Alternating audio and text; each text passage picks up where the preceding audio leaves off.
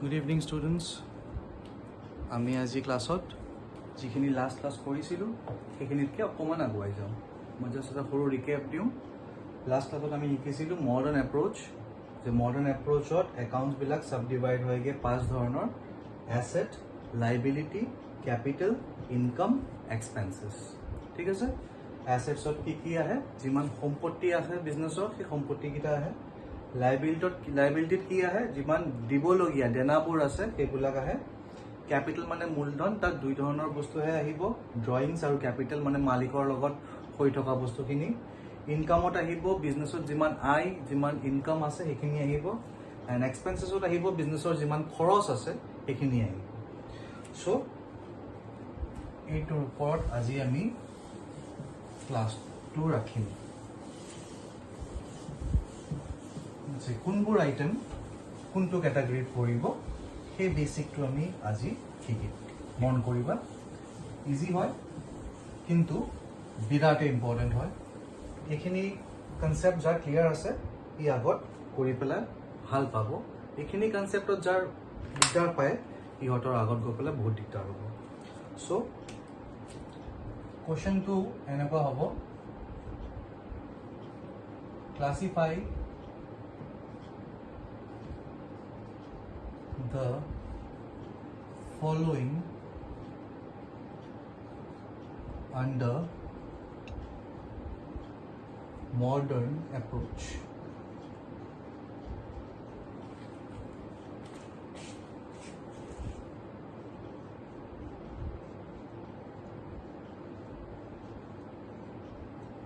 Classify the following under modern approach. So number 1, land.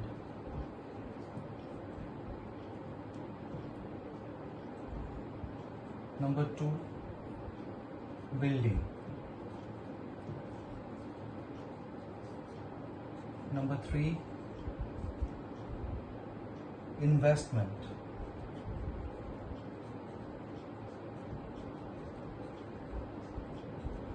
Number 4, discount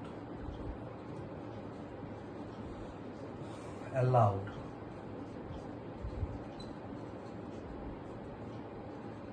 Number 5, machinery.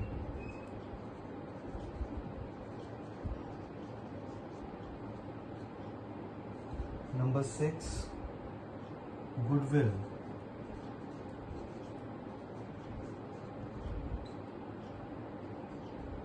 Number 7, cash. Number 8, bank. Number 9, leasehold property. Leasehold property. And number 10,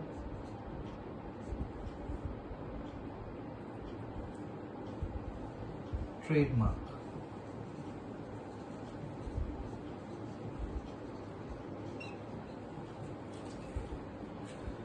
Number 11,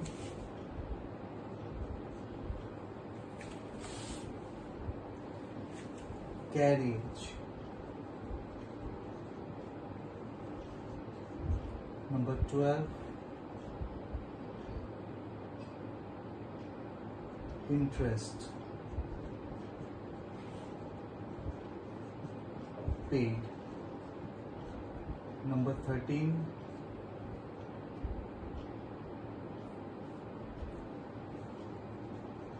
loan from Ram. Number 14,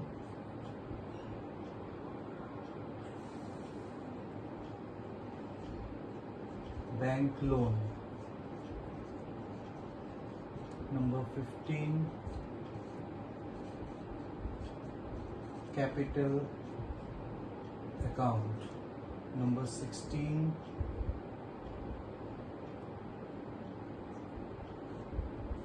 interest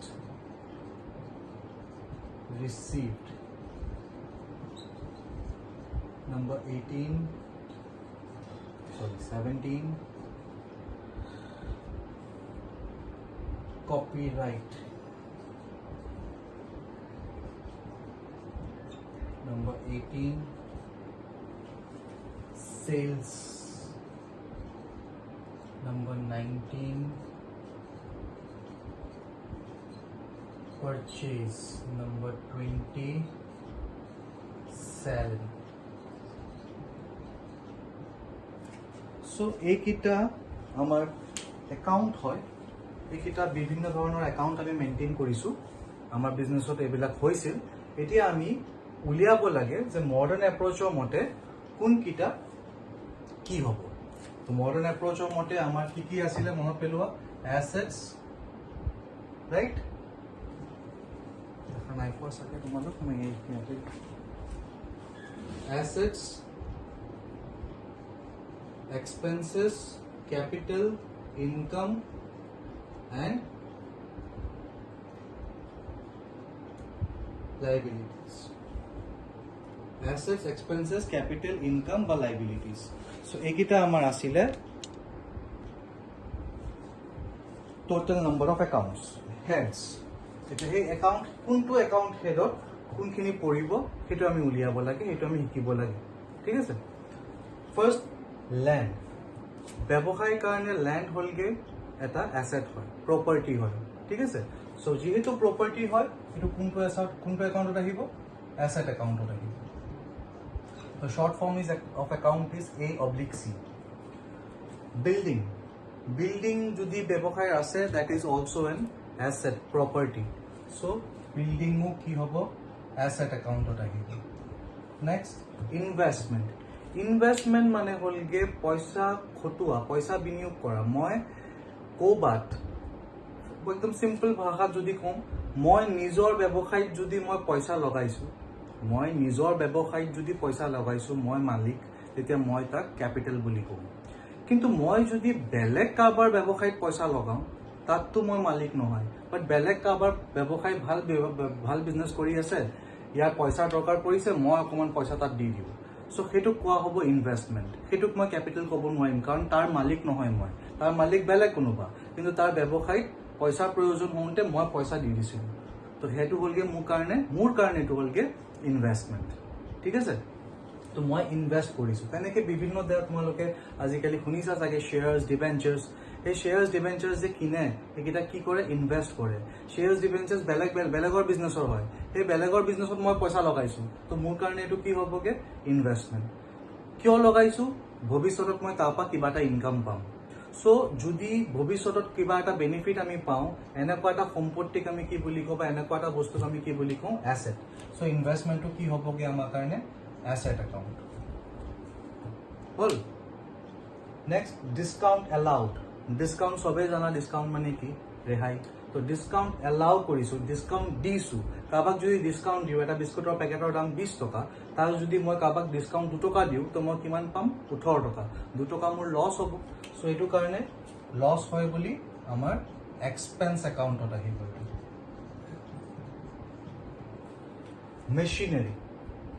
machinery আমাৰ কাৰণে সম্পত্তি। কিয়, because machine আমি ব্যৱহাৰ কৰোঁ, machine বিজনেছত লাগে।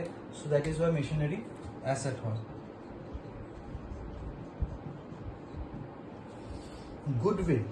Goodwill কাক কয়, গুডউইল মানে সুনাম, ৰেপুটেশ্যন।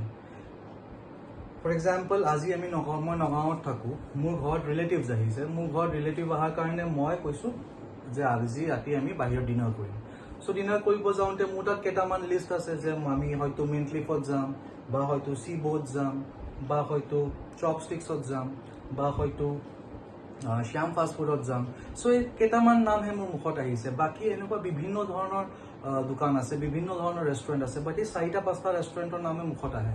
কিয়, সিহঁতৰ এটা সুনাম আছে যে সিহঁতে ভাল কোৱালিটি খুৱায় আমাক, ভাল বস্তু দিয়ে আমাক, ভাল বস্তু খাবলৈ পাওঁ তাত গৈ। তো সেইটো হ'লগে সুনাম। এই সুনামটো সিহঁতৰ কাৰণে এটা সম্পত্তি হয় নে নহয়? কাৰণ এই সুনামটো নাথাকিলে কাষ্টমাৰ বেছিকৈ নাযাব। তো যিটো বস্তুৱে সিহঁতক ইনকাম দি আছে, আমদানি দি আছে, তো সেইটো বস্তু এটা বিজনেছৰ কাৰণে কি হ'ব, গুড এছেট হ'ব। সো গুডউইল কাক কয়, গুডউইল হ'লগে ৰেপুটেশ্যন অফ দ্য বিজনেছ হয়। Goodwill is an intangible asset. Intangible মানে অদৃশ্য, চুব নোৱাৰা, চাব নোৱাৰা এটা সম্পত্তি হয়। স্যাৰ চুব নোৱাৰা, চাব নোৱাৰা বস্তু কেনেকৈ সম্পত্তি হয়? হ'ব পাৰে, ডাজেণ্ট মেটাৰ যে আমি চাবই লাগিব।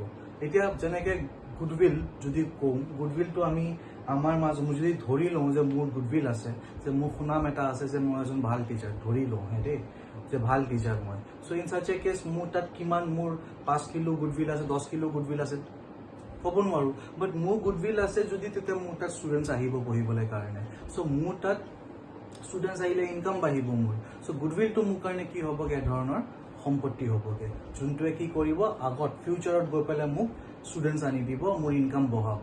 চ' যিটো বস্তুৱে মোক বেনিফিট দিব ফিউচাৰত, যিটো বস্তু মোৰ নিজৰ হয়, গুডউইলটোতো বেলেগৰ পৰা কিনি আনিব নোৱাৰোঁ, এইটো মোৰ নিজৰ হয়। ত' দেট ইজ ৱাই মই নিজে বনোৱাটো, দেট ইজ ৱাই এইটো মোৰ কাৰণে কি হ'ব, এছেট হ'বগৈ। হয়তো অদৃশ্য, হয়তো আমি চাব নোৱাৰোঁ, হয়তো ইনটেঞ্জিবল, বাট মোৰ এছেট হয়। চ' গুডউইলো আহিব এছেট একাউণ্ট। কেশ, নগদ টকা ইজ অলৱেজ এ এছেট।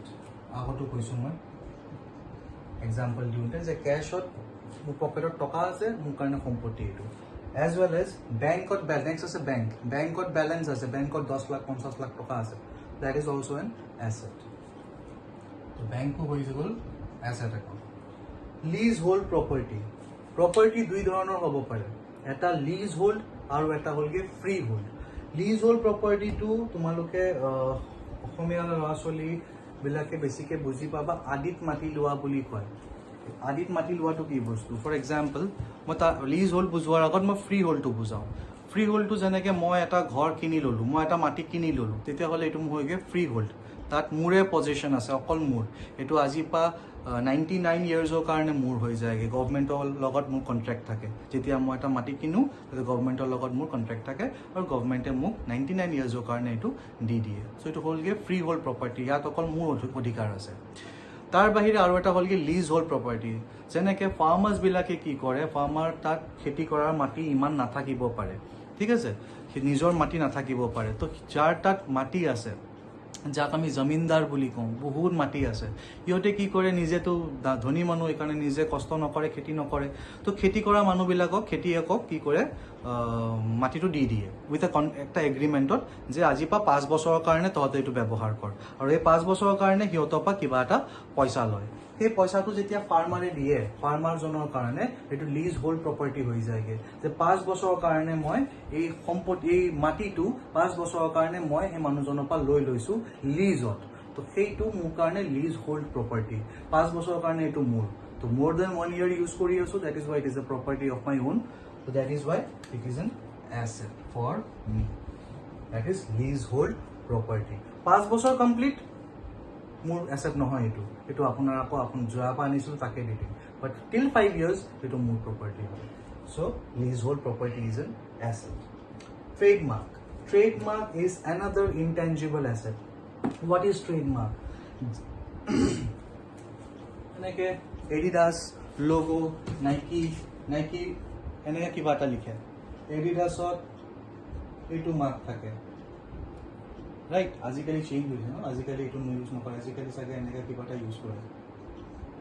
তো এইবিলাক হ'লগৈ ট্ৰেডমাৰ্ক। এতিয়া এই ট্ৰেডমাৰ্কবিলাক মই যদি এতিয়া এনেকুৱা বস্তু, এনেকুৱা লোগো থকা যিমান টি চাৰ্ট আছে অৰিজিনেল এডিডাছৰ, তাৰ মিনিমাম প্ৰাইচ কিমান তোমালোকেও জানা, 700, 900, 1000, 1500, 2000 তেনেকুৱা দাম থাকে, বিকজ সিহঁতি ব্ৰেণ্ডেড হয়গৈ, কোম্পানীৰ ব্ৰেণ্ডৰ লোগো লগা থাকে।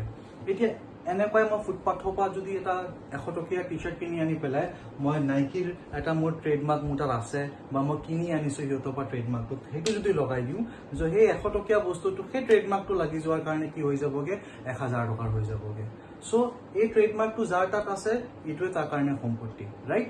যোনে কি কৰিব পাৰে, 100 টকীয়া টি চাৰ্টটোক 1000 টকাত কনভাৰ্ট কৰি ল'ব পাৰে। চ' such kind of things are, trademarks are also a asset for the company, but asset for the business. বুজি পালো? So trademark is also an intangible asset. Coming to next, carriage. So carriage কি হয়? কেৰিয়েজ মানে মই কিবা এটা বস্তু কিনিলোঁ, মই 10 বস্তা চাউল, মইতো গেলামাল দোকানী জানাই, মই 10 বস্তা চাউল কিনি আনিলোঁ বেচিবলৈ কাৰণে, তো মইতো পিঠিত আনিব নোৱাৰিম, মই ঠেলাৱালা, ৰিক্সাৱালা কিবা আনিম। সেই ভাড়াটো কোৱা হয় কেৰিয়েজ এণ্ড ভাড়া মোৰ কাৰণে কি হ'বগৈ বিজনেছৰ কাৰণে এক্সপেন্স হ'ব চ' এক্সপেন্স একাউণ্টত আহিব নেক্সট ইণ্টাৰেষ্ট পেইড ইণ্টাৰেষ্ট মানে সুদ যদি পে' কৰোঁ মোৰ কাৰণে খৰচ হ'ব অবভিয়াছলি তো খৰচ হ'লে এক্সপেন্স একাউণ্টত আহিব লোন ফ্ৰম ৰামৰ পৰা লোন লৈছোঁ তো ৰাম এজন বাহিৰা মানুহ তাৰ পৰা যদি মই লোন লওঁ মই আকৌ কাইলৈ ঘূৰাই দিব লাগিব তো এইটো মোৰ কাৰণে ধাৰ হয় তো ধাৰ কৰ্জ এইবিলাক কি হয় বিজনেছৰ কাৰণে লাইবিলিটি চ' এইটো লাইবিলিটি একাউণ্টত আহিব নেক্সট বেংক লোন চেম কেছ বেংকৰ পৰা লোন লৈছোঁ বেংকো বাহিৰৰ মানুহ বেংকনো ক'ত মোৰ মোমাইকৰ চ' বেংকো বাহিৰৰ মানুহ হয় বাহিৰৰ মানুহৰ পৰা মই লোন লৈছোঁ মোৰ কাৰণে কি হ'ব লাইবিলিটি কাইলৈ উভতাই দিব লাগিব চ' দিছ ইজ অলছ' আ লাইবিলিটি একাউণ্ট কেপিটেল চ' মই তোমালোকক লাইবিলিটিৰ মিনিং কেপিটেল বেলেগ অপশ্যনে নাই কেপিটেল একাউণ্টতে যাব ইণ্টাৰেষ্ট ৰিচিভড ইণ্টাৰেষ্ট পাইছোঁ এবাৰ মানে চাগে মই কাৰোবাক ধাৰ দিছিলোঁ পইচা মই তাৰ পৰা ইণ্টাৰেষ্ট পাইছোঁ তো ইণ্টাৰেষ্ট পালে ইণ্টাৰেষ্ট দিলে যদি মোৰ কাৰণে খৰচ হয় ইণ্টাৰেষ্ট দিছোঁ মোৰ কাৰণে খৰচ ইণ্টাৰেষ্ট পাইছোঁ তো মোৰ কাৰণে কি হ'ব ইনকাম তো এইটো কি একাউণ্টত যাব ইনকাম একাউণ্টত যাব Copyright is another kind of intangible asset for a business.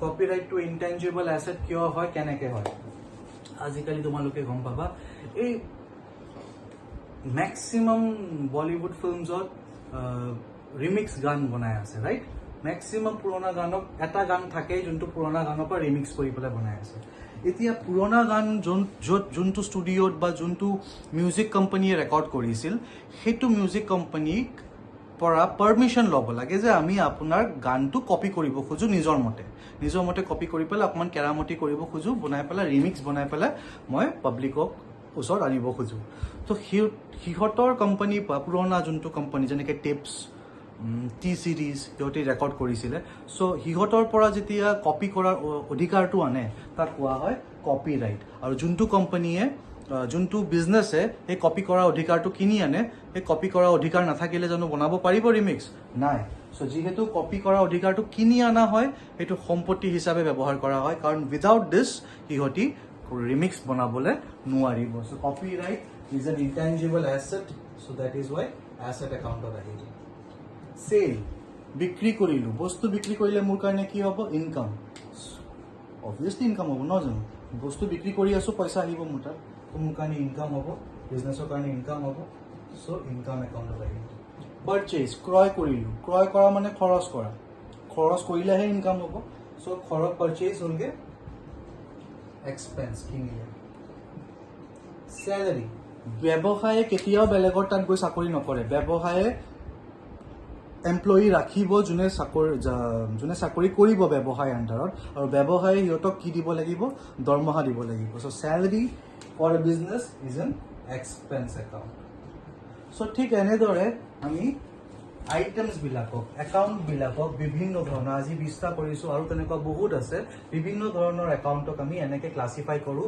Among assets লাইবিলিটিজ capital income এক্সপেন্সেছ এই ক্লাছিফিকেশ্যনটো বহুত ইম্পৰ্টেণ্ট হয় এই ক্লাছিফিকেশ্যনটো যদি আমি জানো তেন্তে আমি ভৱিষ্যত গৈ পেলাই যেতিয়া জাৰ্নেল এণ্ট্ৰি শিকিম তেতিয়া আমাৰ কাৰণে অকণমান সুবিধা হ'ব ইয়াতে যদি আমি ফচি যাওঁ যদি আমি ক্লাছিফাই কৰিবলৈ নোৱাৰোঁ টান পাওঁ তেন্তে আমাৰ কাৰণে বহুত মুস্কিল হ'ব ত' দেট ইজ ৱাই এই বস্তুটো যিমান পাৰা সিমান ক্লিয়াৰ কৰি ল'বা অ'কে আৰু কেইটামান বস্তু তোমালোকে বিবি দাম ছাৰৰ কিতাপত পাই যাবা বা চিনৰাম বৈদ্য ছাৰৰ কিতাপো চাব পাৰা বা কে আৰ দাস ছাৰৰ কিতাপো চাব পাৰা উইচ এভাৰ ইউ লাইক তাত কুৱেশ্যনছ তেনেকুৱা আৰু আছে তোমালোকে আকৌ ভালদৰে এইবিলাক ডিছকাছ কৰিব পাৰা যোনটো আইটেমত তোমালোকৰ দিগদাৰ হ'ব প্লিজ কমেণ্ট ছেকশ্যনত কমেণ্ট কৰি দিবা যে ছাৰ এইটো আইটেমত কোনটো কেটেগৰীত পৰিব I will try to explain and solve it ঠিক আছে চ' আজিৰ কাৰণে ইমানে ক্লিয়াৰিফিকেশ্যন যদি হয় তেন্তে নেক্সট ক্লাছ আমি আৰু আগবাঢ়ি যাম আৰু যদি ক্লিয়াৰিফিকেশ্যনত প্ৰব্লেম হয় দেন প্লিজ মোক জনাবা thank you for attending the class next class আমি আৰু অকণমান আগবাঢ়ি যাম উই আৰ নাও